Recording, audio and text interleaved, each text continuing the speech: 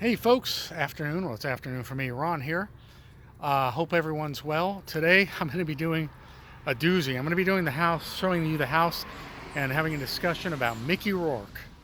And well, I don't even know where to start with Mickey Rourke. He's certainly a very, very interesting case. A great actor, has had a life of a lot of self-destructive behavior in his life, and those are the people I think that in a way are always the most fascinating to talk about.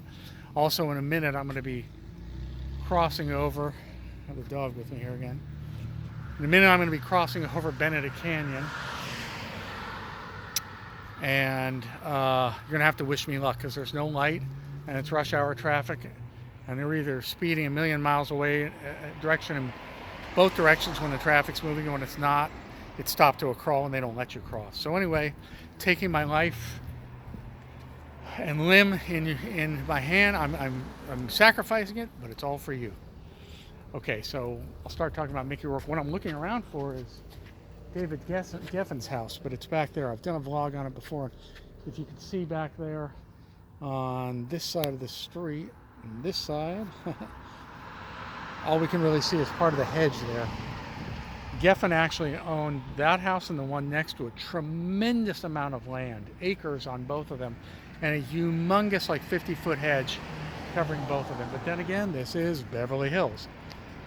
Now this house I'm going to show you is when Mickey Rourke had the money. I shouldn't presume that, but Mickey Rourke, if you don't know, during the 80s, Mickey Rourke, especially for about 3 or 4 years, was about the hottest actor in Hollywood. And he had lots of money, which according to him, he spent almost as fast as he made it.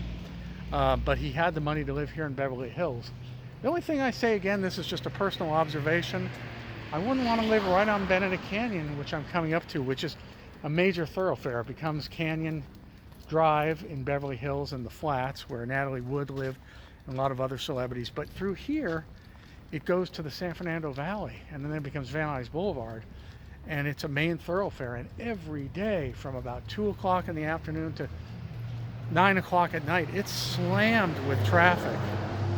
The reason is because people are trying to avoid the freeways, which also go north and south, the 405 freeway, but that's even worse. So they take Benedict Canyon or Beverly Glen or Coldwater Canyon. They all start on the west side in Beverly Hills and they all end in the San Fernando Valley. Coldwater goes way north in the San Fernando Valley. Beverly Glen goes north and it kind of merges also into Van Nuys. And same with Benedict Canyon. That's the line waiting of cars waiting on Benedict Canyon. Maybe I can get the house from here, but I don't think so. Let me see. Maybe it's that gate. You know, I mistakenly thought that was... Oh, it's not. Actually, the one next door to the Mickey Rourke house is, I am almost positive, I'm 99% sure that it was Elizabeth Montgomery's house. Elizabeth Montgomery from Bewitched, that gate you're looking at there. And I did a vlog on her. So right next door, oh, maybe we can do it without crossing the street. Let's try that. Bear with me, folks. Okay, we were able to do it. So what we're going to do, I'm across the street and we're going to be looking through some traffic, but I will be able to show you what we can see of the house. Yeah, it's literally right next to Elizabeth Montgomery. As a matter of fact, she probably lived there when he lived there. So I believe she lived there until 1995 or 6. Got a good shot, actually. That's it right there. You can see the... You know what? I think I am going to cross the street so we can get a little closer. It's dangerous, but I want to do it because we can shoot through the gate. Just pray that I don't die. Let's wait till the light goes. Anyway, there's the home. A little bit of traffic here on Benedict Canyon, wouldn't you say?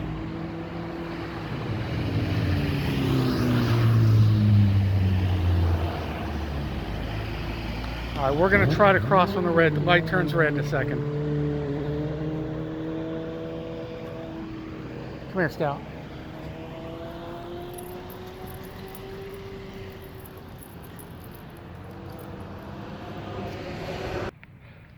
Well, folks, I just noticed that I was paused, and I don't know how long I've been paused. Probably a long time, which is a big problem. I don't know where I was, just to say that I was talking about Mickey Rourke's career, and I was talking about, I'm going to repeat some things, because I don't know where I ended up with the pause, and I can't really go back and look at it, other than Mickey Rourke came out to LA after the Actors Studio. If I'm repeating myself, and I've heard this, I will understand if you click off now, but he came to the Actors Studio, he came to Los Angeles, he did the Lawrence Kasdan film Body Heat, even though he had about 5 minutes in it. He was really praised, and people said, you've got to watch this actor. He did Diner, which he was praised again, but didn't make any money. He did a film that I loved called Pope of Greenwich Village with Eric Roberts, and he did with Kim Basinger, oh my God, I just said it, and the name is escaping me because I just talked about it. Anyway, that was probably his biggest film, the '86 film with Kim Basinger, who says he won't talk about the film. It is what it is. Won't talk about a lot of things. But he was the hottest star in the mid-'80s to about 1990, the hottest thing around. Heartthrob, everything. The new Marlon Brando, the new James Dean. And then when he did A Prayer Before Dying in 1989, it was a film about the Irish Republican Army, the IRA, and he was sympathetic to them, which did not make him popular at all with England or English audiences, and they kind of banned him in England, which had a big effect on his career. And then he believed that the film had been cut up so badly that it became just an action film, and he said, you know, you should have just got Chuck Norris for this. He felt that the film had become one-dimensional, just an action movie, not what he wanted, and he was very, very upset by it. And again, if you're hearing this for the second time, I apologize. I don't know where the pause started and stopped. But also, that was kind of the beginning of a long road for him where he continued to work, but he didn't get, level A films anymore. What I didn't know, look at that beautiful home up there, is that Mickey Rourke has never actually stopped working. But after that incident in the early 90s, he went back to boxing for 5 years. He said he wanted to do it before he got too old to do it. He, he worked, then he came back and he was working. He turned down a lot of A-level films before that, and he chose, kind of the stranger roles, the more indie type films, rather than the big films. He even turned down Pulp Fiction, the role that Bruce Willis eventually took, that Quentin Tarantino really wanted him to take. But anyway, after the incident with A Prayer Before Dying, then there's boxing for 3 or 4 years, and then he has so many injuries from boxing, from when he was a boxer prior to acting and the 5 years after acting. He had a lot of plastic surgery. There's this beautiful home again. And he was mocked mercilessly. Actually, he is to this day, for all the plastic surgery that he had. And take a look at this house again. Beautiful.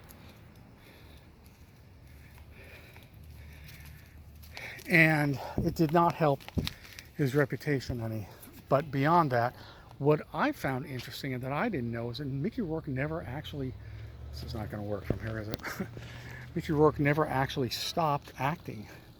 He's been acting the whole time, continuously, just about continuously, since the early 80s. It's just the films were going, what used to be called direct-to-video, starting in the late 90s, early 2000s.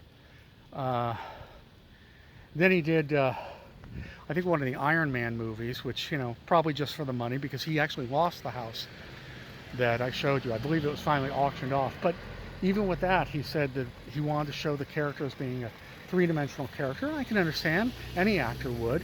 And he said, again, it was chopped up and edited just to make it a one-dimensional creature, and he was very, very upset and knocked the film. And he said he wouldn't do that anymore, but he does it. Oh, what I also want to talk about is personal life. His second wife, he met his second wife on one of his films, Carrie, and she and Mickey, he said that Carrie and he were a lethal combination. He said she was as damaged as he was, and that she was using heroin, and he went and beat the hell out of some heroin dealers. She claims that Mickey was physically and verbally abusive to her and with her. and divorced him and left him. And because of that, he's very honest in saying, there's an excellent Piers Morgan interview he does, where he says he'll never get over her. She was the one, he'll never get over her. Probably won't get married again. She was the love of his life, and that, you know, she needs him. He would always be there for her, but they don't speak. And that, you know, he has a lot of regrets about it, but he said it was two damaged people, very damaged people getting together. That's what he says. Anyway, what's happening with this house? Demolition construction. Beverly Hills on this house. Okay. So anyway, folks, again, if you heard some of this twice, I really apologize. I don't know where the pause stopped and started. I don't know how I did that. We made a nice circle here, back on the street I wanted to be on, and that's all good. Look at this glass house across the way. By the way, I referenced that Piers Morgan interview with Mickey Rourke. I would watch it if you're interested in Mickey Rourke. It's on YouTube. I don't know what year it's from. I think it's 2008 or 9. I'm not positive though. And probably ostensibly they were probably talking about the movie The Wrestler. But he's very honest and open, and he uses a lot of vulgarity in the interview. He smokes in front of Piers Morgan. He says he was interested just in chasing girls in the beginning. It wasn't about drugs. He'd just go out at night, and he doesn't use the word girls, but he uses a word, a crude word for getting sex from women. And yeah, and Piers just lets it go, and he just tells it like it is. I don't know if that interview would even air today, because he's really unfiltered and totally politically incorrect. All right, folks, I think I'm going to leave it there in beautiful Beverly Hills. I'll just say that as we spin around here, I'll just say thank you again for watching and listening. I really appreciate it. Again, my name is Ron. If you like the channel, please subscribe. Please leave comments in the comments section if you see fit. It always creates an interesting dialogue.